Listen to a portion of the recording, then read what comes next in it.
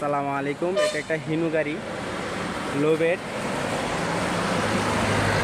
এটার এয়ার ফিল্টারে ময়লা হয়েছে, এয়ার ফিল্টারটা হাওয়া মেরে আনছি।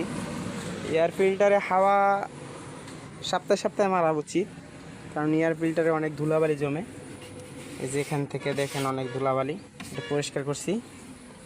আর এখানে ধুলাবালি গেলে ইঞ্জিনের ভিতরে গেলে ক্ষতি আছে, মোবিল বেশি খাবে, কালো ধোঁয়া মারবে, বিভিন্ন সমস্যা শুরু হয়।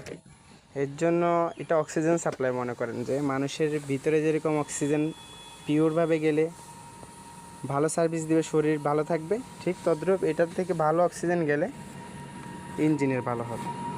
আর যদি ধুলাবালি যায় তাহলে ক্ষতি হবে। এর জন্য প্রত্যেক সপ্তাহে সপ্তাহে এয়ার ফিল্টারে হাওয়া মারা এটা অত্যন্ত জরুরি।